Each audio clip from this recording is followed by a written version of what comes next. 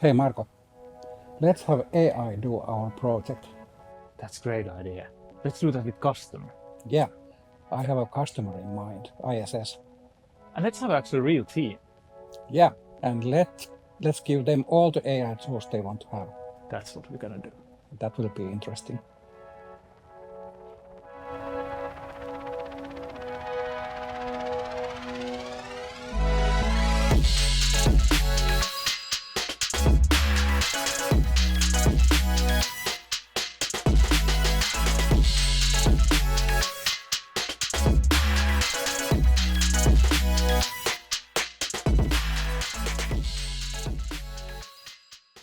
Last time we were discussing about that how we have seen our, our interaction within the team changing and how we kind of realize that it's not that much about AI tools, but how we actually use them as a team.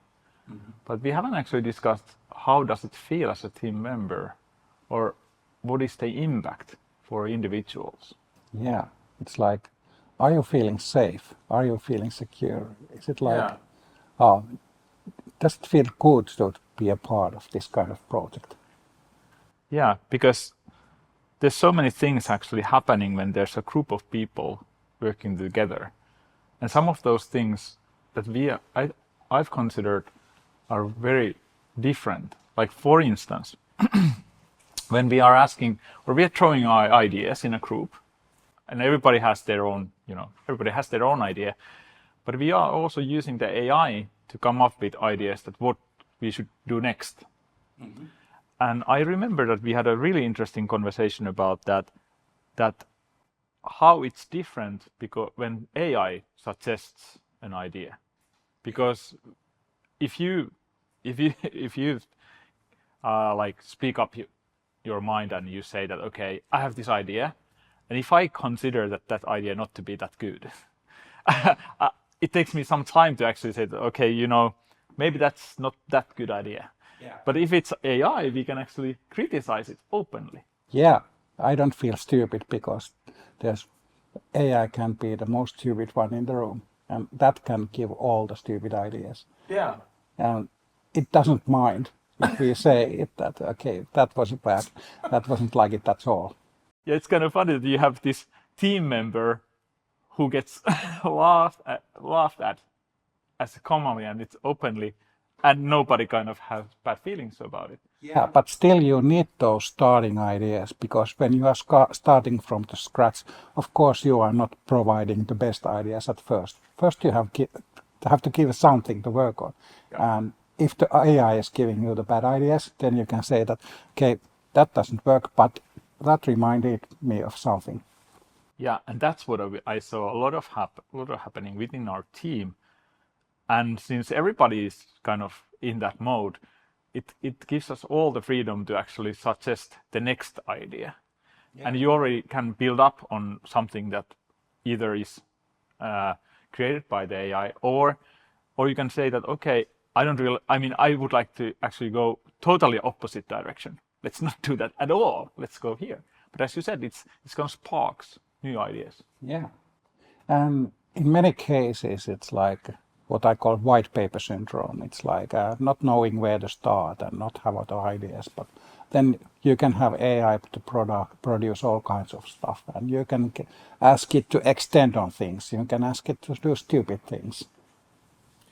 So one thing that it gives it then is the safety of being wrong or having a bad idea in order to have good ideas and have like a good conflict, like in a constructive manner, that okay, this is not what we're going to do, we do something else.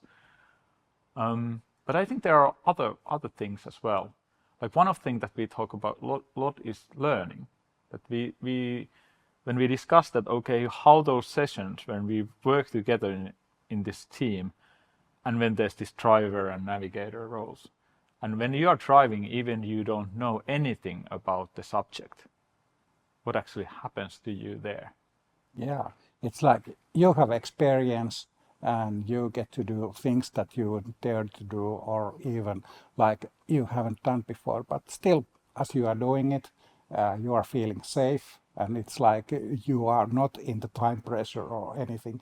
You can do things in your way because there are like people around you advising you and telling you things. It's not about speed, even though we are saying that that this is speeding up things, but it's like it's speeding up things in that way that we have time to lots of errors, so we can do more errors with the same time. And that gives I was thinking that what this reminds me, like in the like more traditional world when you didn't have AI, it's like a journeyman that you're learning your journey, and there are masters around you, and the masters are advising and helping you and even showing you that this is the way how you could do this. And at the same time you're actually still working on it. It's not that you are practicing and then you work elsewhere. You actually learn by doing, but you actually have all the mastership or craftsmanship around you. Yeah, this is so much better than the way where you are like given a task that, okay, this is your task, do it, and after you have tried it, then we laugh at you and tell what you did wrong. Right. Right. Yeah, come to the review. Yeah, it doesn't sound safe at all. Yeah, that's true. Which people may think of that. Okay, but I want to be in my own closet or kind of cave, and I want to have my own peace to do this. But actually, it's very seldom that it doesn't get reviewed, or should be at least reviewed. Yeah, and it takes guesswork out, so that there's no instructions that try to guess what to do and make a wrong guess and suffer from it. Yeah, and somebody else knows better. Yeah. How about since it's learning and the safety? I think another subject that we found out was the focus, because we are basically, in essence, what we are doing is that we are working on the same thing at the same time, the same location, either physical or virtual, and then with one computer and with AI. So that's what we're doing. And there's a huge focus because we are doing the same thing. Everybody's looking at the same thing. Nobody's like multitasking or doing like multiple different things at the same time. Or perhaps there were people multitasking. I can admit that, for example, in one session, I had my own laptop and I just, for a little while, checked out one thing. Yeah. And suddenly, when I came back from my thing, I noticed that something happened and I didn't even know what these guys are doing. I wasn't listening. Right. That actually reminds you of the speed. So that's a reason why we need to be involved, because you lose so easily the track of things, because things are actually, even we are taking our time, they're moving so fast that you actually need to be there, involved. Yeah, I was doing that thing alone, but what if I have done it with others, saying that, okay, let's check this thing out and do it quickly.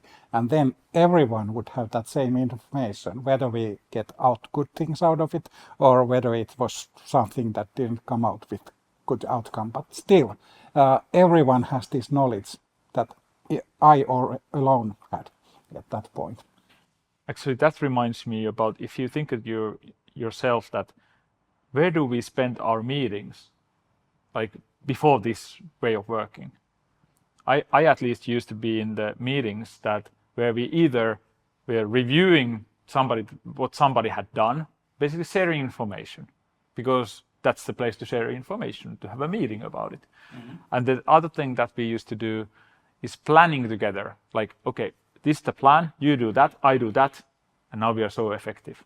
Yeah, and it was like we were having a successful workshop and we were planning and having a discussion and everything, but then there was this stop, like everyone is writing this down and then everyone is going away. Let's meet again in 1 week. We go each to our wherever we go do these things. Why didn't we do them immediately in there? That's something I've been pondering, because somebody asked me that, Marco, is this so for individuals, is it so that you are just looking somebody else working most of the time? I'm like, it sounds like so because you're working on single computers, so many people watching, but it's not like that. You're actually involved because there's lots of ideas that go around. Yeah, and there's communication. Because programming is not something that's happening when fingers are touching keyboard. That's not what we are measuring. We are measuring communication and getting ideas. That's why it's called development. We are developing ideas. Yeah, and making them concrete with the help of computer. But that's just the interface. Yeah, and that's our tool. We are using like chainsaw or forest machine. It'll help. A little help. And regarding the forestry, I'm also thinking that I was actually very clumsy using AI in the very early days. I wasn't, for instance, wasn't even thinking that you can ask AI how to use AI. Mm-hmm. Like you can ask that, okay, I want to create this. What I should ask from you in order to create this. Yeah, and because we can multiply AI so easily, we can have AIs that are reviewing another AI stuff, or we can ask AI to instruct another AI. We can have even teams of AIs, and we can have like the evolution of AIs, whatever. So things could be building up exponentially fast. But yeah, that's perhaps something that's happening in the future. But then again, they still are like helping us because AI is not doing everything alone. I think that just regarding the focus, another thing is that when we are switching the seat, like the driver is switching every 15 minutes, or actually nowadays it seems to be closer to 7 minutes, it also gets you engaged in a way that you know that you're going to drive soon. So you actually want to understand where we are at. Mm-hmm. And when you are driving, it's not that you need to know exactly what to do next, because then you exactly have the group support plus the AI to ask what to do next. Yeah. And that gives you the freedom in a way that that typically if you work alone, you do all these by yourself, meaning that you think like in meta level, what's the next step in the process to do? Then you think, okay, how am I going to do it? And then you do it. Yeah. And all of these are in your head kind of more or less in parallel. And now what happens in this group is that it's actually that if you're a driver, if you really choose to, you can just ask, what should I do next, without even thinking what it is. Yeah, and you have a collective mind. When you are working alone, you are building these long thoughts in your mind, and it's like you are doing meta work and having ideas, and you have a clear idea what you are going to do, and then you start typing it in, and suddenly you slow down for 10 or 100-fold because you have to type things in. Right. So this is where AI tools come in. It's like it's doing the boring work for you. It's like you are like, and when you are in a team, it's like team is able to help you, saying that, okay, do that. I know the faster way, and let's ask AI, and let's do it quicker. Yeah. Or then again, just let's stop here, because why don't we do it this way or that way? New options that you never thought of, and that actually leads to the learning as well. So you have actually focused, since everybody's focusing the same thing, so everybody can comment what are the next options, and at the same time you have the learning part, because then there are options that you never thought about. Yeah. That actually reminds me of the explanation for why AIs are hallucinating. That's because they always have to have an answer. They are not able to say that I don't know, because they have been trained in the way that they are asked something and they are giving an answer, and there's always a question and answer. And like that, now that if you are working alone, you have a question, you have a task, there has to be an answer. So you might be hallucinating. But in a team, it's like there could be moments that now I don't know what's next, but there are people who know, or people who may suggest, or people who may like offer new ideas, and it's like multiple brains working with an idea.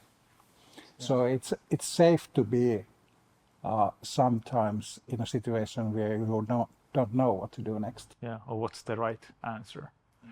That actually brings to the one of the observations that the discussion that we had about this way of working regarding individuals. What do you think? Is this only for extroverts? That's what I was also going to ask. Is it like, can you succeed in this kind of work if you are an introvert? If you don't like to communicate, if you want to shut in and do your own thing? Actually, not sure. It might be that some of the introverts hate this kind of idea, but we have been throwing around ideas of how would Collab AI for introverts look like? Would it be like there's introvert working with lots of AIs, so that team members are actually different kinds of AIs and they are working with those ones? Or is there going to be some other ways? There are no definite answers for that, but what do you think? To be honest, I think I'm an introvert in a way that human or being part of a group is consuming for me rather than giving me energy. Like if that I'm not probably very extreme in that spectrum, meaning that I get the energy, but I notice after working, for instance, we had a longer period where we're working like day by day this way, every day starting and then working as a team, and then next day the same thing. And when I was kind of checking my energy level and kind of thinking of that, I noticed on the Friday afternoon, I really talk to my family and say that I don't want to meet other people.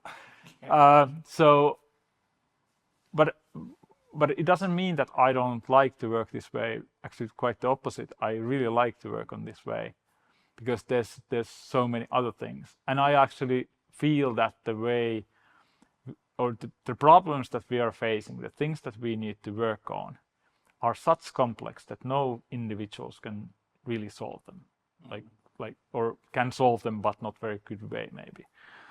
And hence, I believe and I see that there's so many benefits, and I really like the learning part. That's really, really important for me. But yeah, it's consuming. How consuming it might be on a long term, it's hard to tell. So I agree with you that we don't have definite answer to that. But I think it's an interesting reflection point.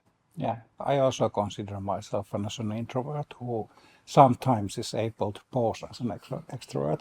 And my thing in those sessions were often that I fall into thinking one longer thing and exploring options and thinking things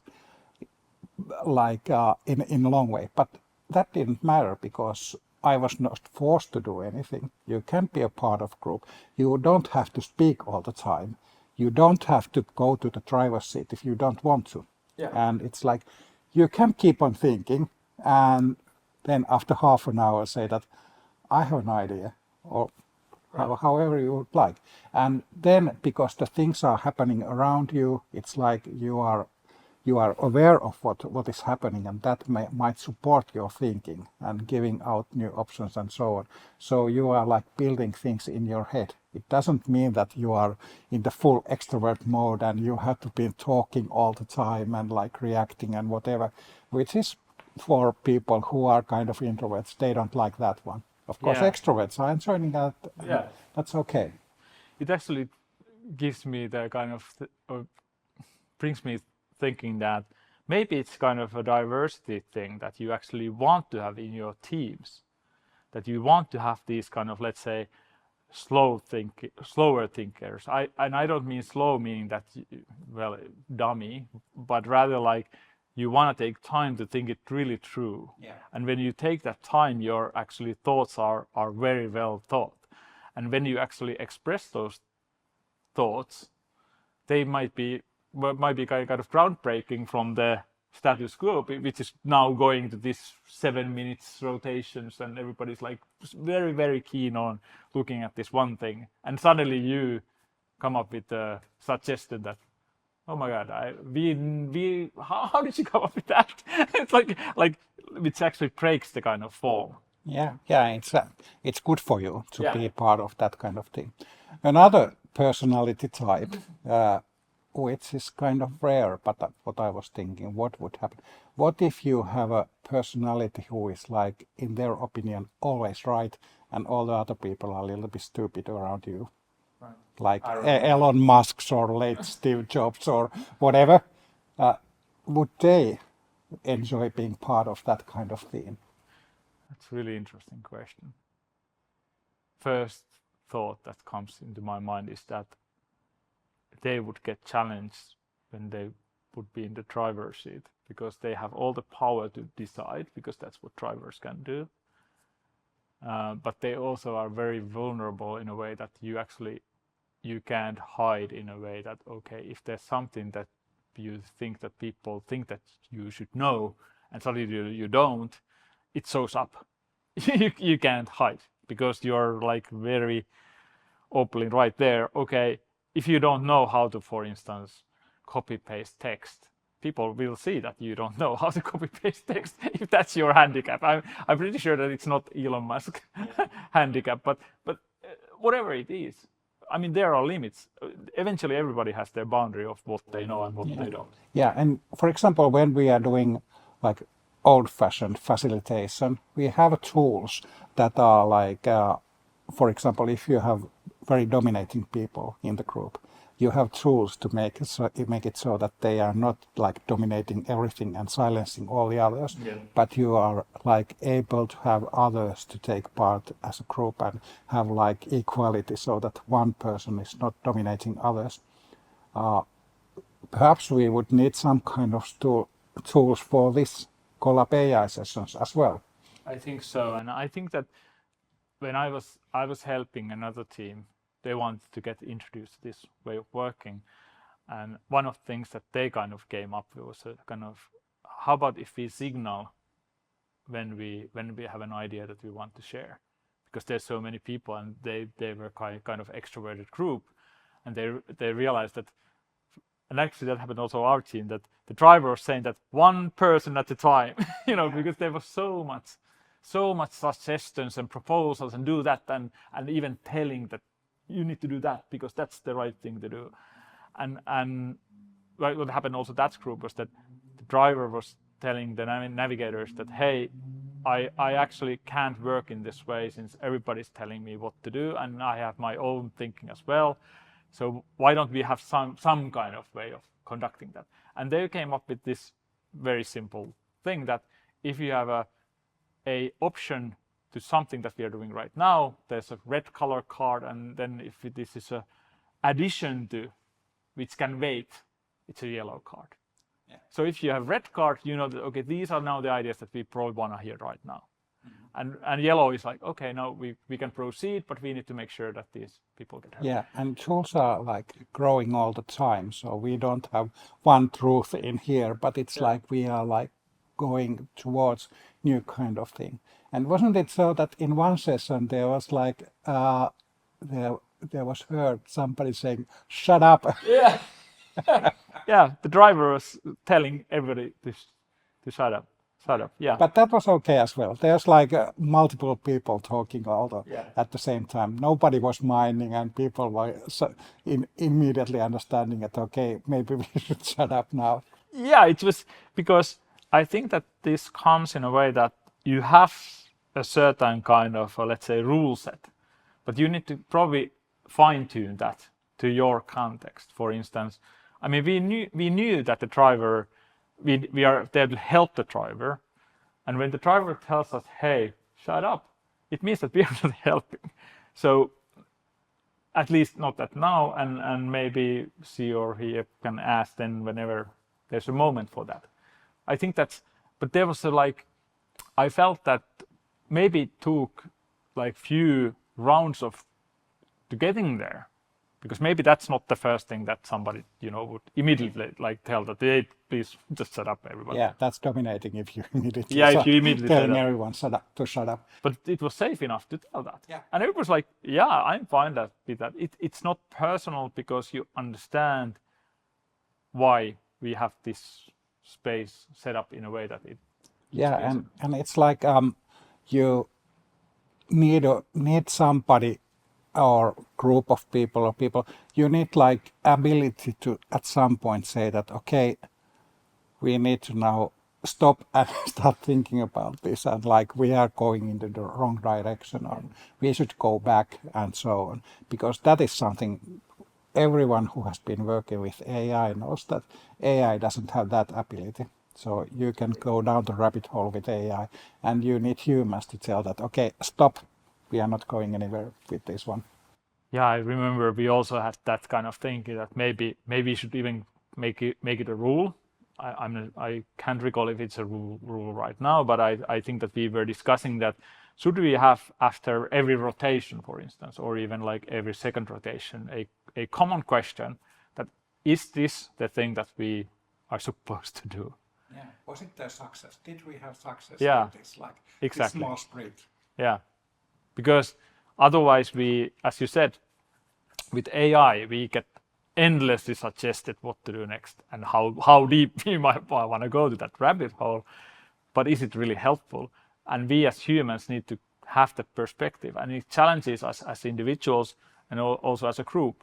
Because maybe, as said, if we are a kind of new team, I don't want to like straight away tell that, hey, Sami, you're going to the rabbit hole.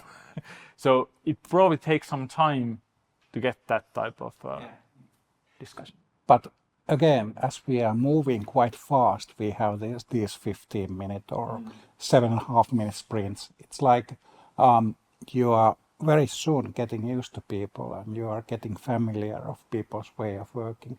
People are sitting in the driver's seat, and you see how they are thinking, how they are working, and their strong points and their weaker points, and all of those are okay. But also going back, it's much easier, because let's say you have to like stop what you are doing and revert everything that you have been doing totally wrong things. You are losing maybe 15 minutes of work. But at previous older times, you could have like in week 2 of the project notice that this isn't going anywhere, and we have to start all over again. So you are losing 2 weeks. Now we are losing 15 minutes. Yeah, that was one of the realization when we had that, because we also had like people saying that, hey, I feel bad that we just lost 15 minutes right there, and I was just thinking like, this sentence doesn't make sense in a project setting where projects takes like half a year to 2 years. Who cares 15 minutes? But now it suddenly was a big thing. What can you do in a workshop in 15 minutes? Drink some coffee, Right? and hear CEO telling about the mission. Yeah, with 15 minutes you get like, okay, let's sit down. 15 minutes gone. But yeah, the psychological safety, I think that's the key word. I think that's the key takeaway on the individual level, that you kind of, if you gonna be part of this type of way of working, that's something that is both expected from the group, but it will be a challenge. And I think Joe Justice from who's been working with the Musk company said it also quite clearly, that whatever we can do to improve that step that helps people to actually get to this way of working, to improve their feeling of safety, is like great leap, or kind of great progress. And he also mentioned that we actually in the Nordics, we are actually in a very good position in that, because he used this word power distance, meaning that we have a kind of we are close to each other in terms of power distance, that basically even in our company, even our CEO could be part of the team. I wouldn't really mind, but like there's no kind of be looking bad in front of your boss or any of that in our culture. I mean, in corporate culture, but in some other countries or cultures, this may differ. I think that was a really interesting point that I hadn't thought about before. Yeah, I would like. It would be totally cool to have our CEO as a part of the team. Let this be a challenge. Yeah, driver's seat, first rotation. One thing that actually also was interesting from, just thinking now, the discussion with Joe, was that he mentioned that in many industries we have these like people, very senior people who have been there for long and they have been doing this thing alone, and now they are aging in the and they are probably taking off and you know, having their elder years after working life, and now there's a big risk and many companies that actually these people, they take their tacit knowledge away. And I really like the way of thinking that, hey, maybe this could be an even solution for that. That, hey, instead of like, okay, I do my data transmission to you, and now you have my knowledge, we could actually work it. Yeah, I would totally see that even those kinds of people being part of this like of project Collab AI, even if not sitting in the driver's seat, but being part there and giving their insight and their experience and their tacit knowledge, that would be very, very useful.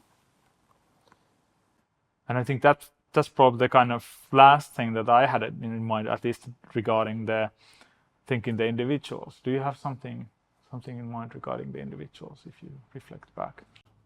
Well, of course, the experience varies from people to people, and it's like I was thinking that, of course, this is not a solution to everything. This is not the only way we are going to work in the future. There are, of course, being some lone programming could happen even in the future, but it's like in many cases this or something like this, because this is evolving all the time, is going forward.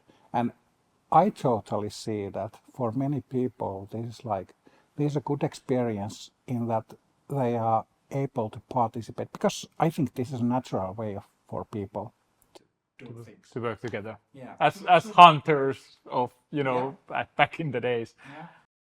Or as kids working with one Commodore 64, like doing stuff together. I think this leads to the kind of next interesting question that, okay, since there's so many benefits on the individual level, what are the benefits for the corporate? But maybe that's something that we can discuss later on. Yeah. But perhaps we have been saying this for many times already, but like the speed is one thing, but like the idea of speed could be a different thing than what some could think. It doesn't mean that you are suddenly like punching out 100 times more stuff with the same money. It's different, but it's like speed and ability to like do much more quality and like you can do more errors at the same time. But isn't that something we are going to talk about next time? Yeah, that's it for that. Yep.